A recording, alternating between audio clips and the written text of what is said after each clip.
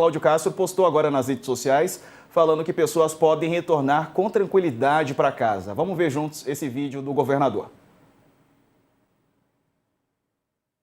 Aqui no Palácio Guanabara, é um dia importante para o Rio de Janeiro hoje, a maior operação da história das nossas polícias. Até agora temos 60 criminosos neutralizados, 81 presos e 75 fuzis apreendidos. Eu não tenho dúvida que é um dia que a gente está dando um duro golpe na criminalidade, mas eu queria me direcionar a você que está voltando para casa, dizer que as nossas polícias estão na rua. Nós já falamos com todas as concessionárias de transporte estadual, trem, barca, metrô, para garantir que você tenha um retorno tranquilo para casa. A polícia não sairá da rua até que a situação esteja completamente normalizada, que você possa ir para casa hoje, você possa trabalhar amanhã. Então, confia nas forças de segurança. Nós estamos trabalhando muito porque a gente quer um Rio de Janeiro e um Brasil livre da criminalidade, e a gente não vai retroceder, porque a gente acredita que quanto mais a segurança pública funcionar, mais livre você será, você e a sua família. Um abraço. Bom, e aí, Raul Santiago, a população do Rio de Janeiro, você está no Alemão agora, né? Está se sentindo segura?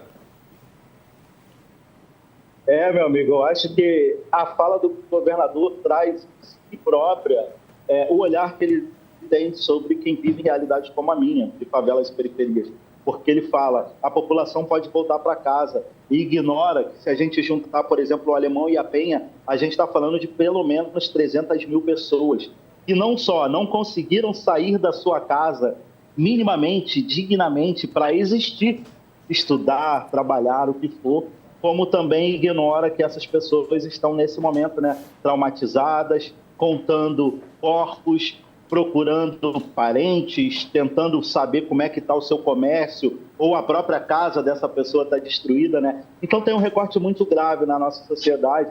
Essa fala dele me lembrou uma matéria jornalística muito antiga que dizia: alunos da PUC se assustam com tiroteios na Rocinha, como se as pessoas que vivem na Rocinha não tivessem medo ou passassem por aquele caos também. Então, acho que é muito frágil quando a gente tem uma liderança tamanha, que é o governo de uma cidade com significado global, como o Rio de Janeiro, que apreende pelo menos 100 pessoas, executa outras 60, e sem um tempo hábil, porque a operação ainda está rolando, coloca o rosto numa rede social, que é um veículo oficial, e diz que 81 daquelas pessoas presas são traficantes, que essas pessoas executadas, são um quadro de sucesso, e entre essas pessoas executadas estão policiais.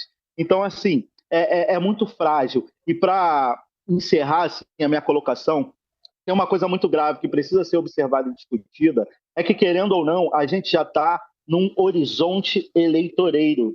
Infelizmente, no Rio de Janeiro e no Brasil, a gente é marcado por essa chaga terrível em que favelas e periferias são o alvo da estratégia de reeleição ou de chamada de atenção de algumas figuras ligadas à política de última instância de um Estado, que é o governo. E, infelizmente, na leitura, enquanto morador de favela, 36 anos, pai de 4 crianças que estão aqui dentro, que estão sofrendo tiroteio, que estão sem aula, que estão com medo, A gente vive esse lugar que a gente está denunciando esse processo.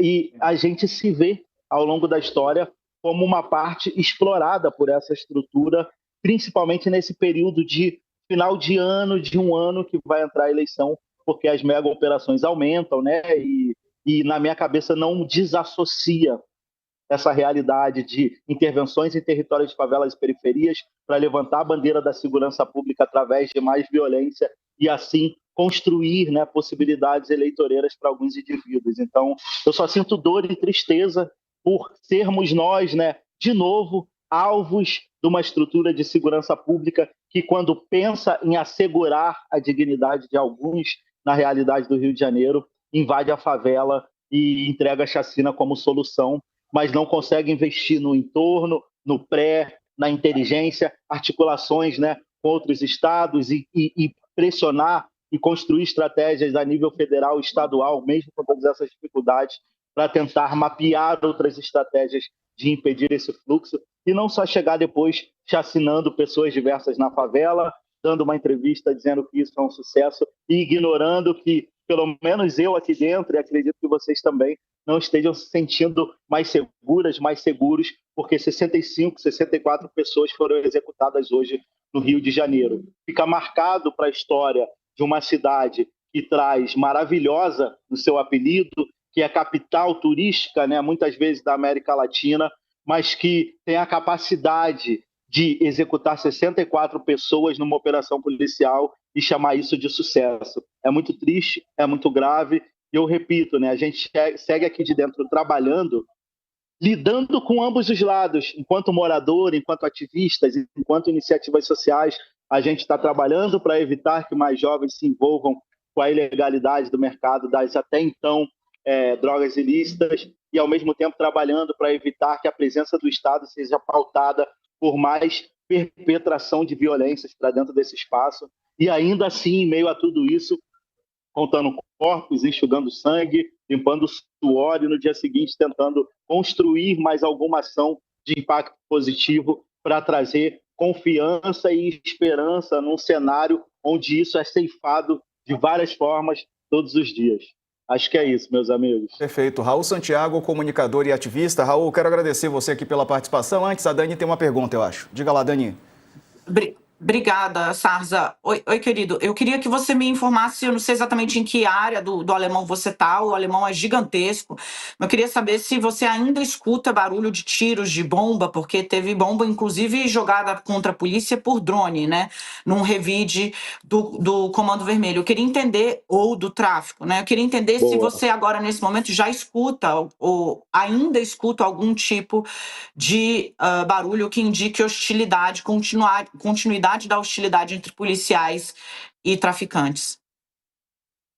Bom, eu estou numa das vias principais aqui do Complexo do Alemão, né, que é a estrada do Itararé, e nesse momento, pelo menos nos últimos 30 minutos, eu não ouvi mais tiroteios, mas vejo muita viatura policial para cima e para baixo, inclusive alguns blindados, né? Então segue aquela tensão em si. Ainda há policiais dentro da própria favela também, né? Mas o tiroteio em si, pelo menos uns 30 minutos, eu não ouço mais. E espero que continuamos não ouvindo. Mas eu estou na estrada do Itararé, aqui do Complexo do Alemão. Continue assim, então, né? Pelo menos essa trégua momentânea que ela continue. Um abraço para você, Santiago. Valeu. Abraço, pessoal, e parabéns pela cobertura. Até logo. Obrigado, até mais. Obrigado por nos atender. Vou fazer um intervalo, na volta uma entrevista ao vivo com o deputado Tarcísio Mota, do PSOL do Rio de Janeiro, para falar, né, como é que as ações políticas estão sendo encaradas em Brasília. Daqui a pouco, depois do intervalo. Até já.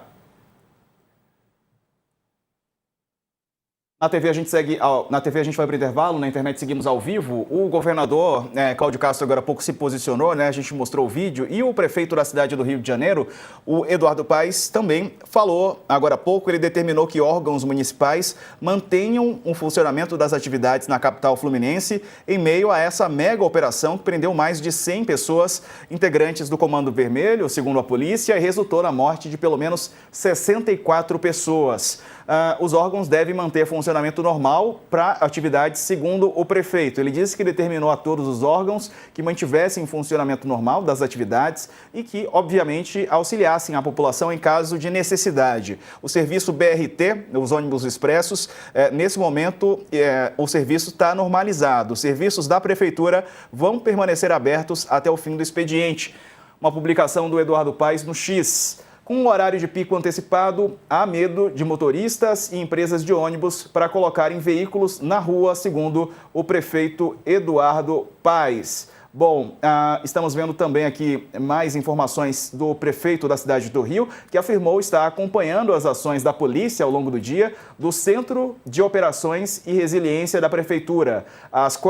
Os quatro corredores do BRT, o corredor Transcarioca, o Transoeste, o Transolímpica e o Transbrasil e o serviço Conexão BRT funcionam nos intervalos regulares das linhas. Segundo o Centro Integrado de Mobilidade Urbana, os modais do metrô, Rio, Supervia, VLT Carioca operam sem alteração também. Pelo menos 64 pessoas morreram nessa ação, sendo 4 policiais, segundo a Polícia Civil. Outras 9 pessoas foram baleadas, 3 moradores e 6 agentes, 4 civis e 2 militares. Entre os mortos estão lideranças da facção em outros estados que estavam refugiados no Rio de Janeiro.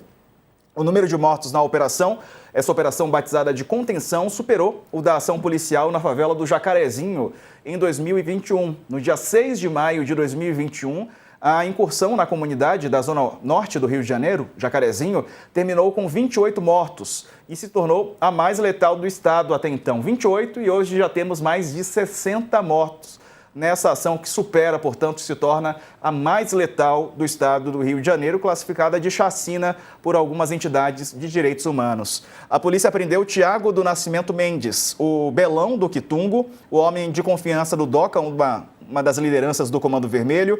Agentes realizam buscas agora ainda no Complexo do Alemão e no Complexo da Penha, na Zona Norte. A operação também tem participação de policiais das Forças Especiais. Além da Coordenadoria de Recursos Especiais, Delegacia de Entorpecentes, agentes do BOP também da Polícia Militar do Rio.